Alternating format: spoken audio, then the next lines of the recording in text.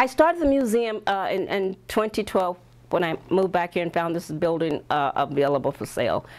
The history has been my interest for over 20 years. I've been collecting what I could about Du Bois High School students, teachers.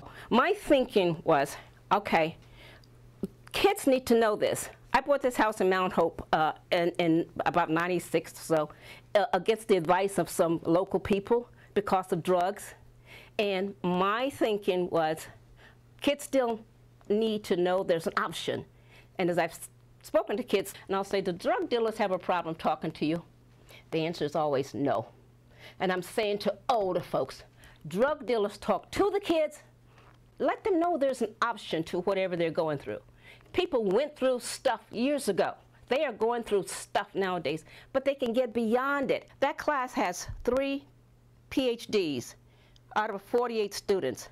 They went to an all-black, segregated high school where we didn't have proper stuff. We had old books, and then we're able to just go ahead and do so very well. We used to pass through town all the time, and I used to see this little busy lady outside. And she was always constantly doing something. She was in the window or she was around, and I was trying to figure out, you know, who she was, because it was a doctor and her husband that owned this building before. And then one day I looked in the window and I saw the thing about Du Bois, and I said, well, what is the doctor doing with Du Bois stuff in the window? All my relatives went to Du Bois High School. Older people come in because they come in there and they're finding their history. Okay, how do I get to kids? Kids. I'm going to start a 4-H club because I'm getting some kids in one way or the other. Moses is a 4-H'er. One day, my children, as she said, we were out front.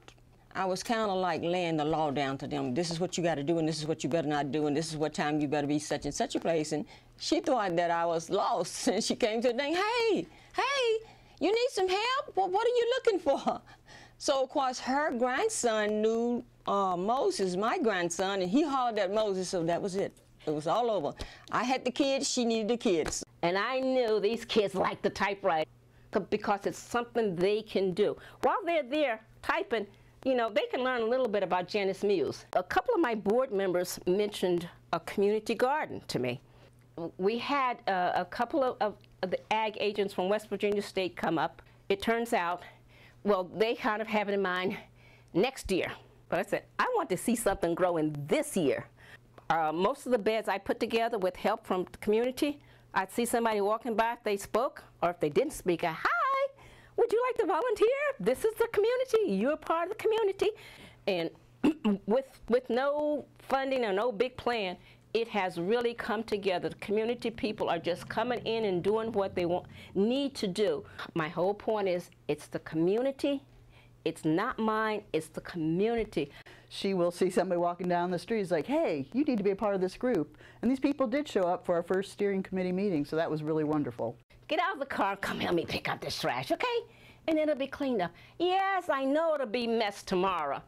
Okay, and we'll give ourselves a week or two or whatever, then we'll come back and do it again. And to find myself nominated for doing what's normal was quite a surprise, and being selected was a very humbling experience. Very, very humbling. The community needs to come out and be a little bit more involved. Get nosy, get interested, come by and you might get stuck too.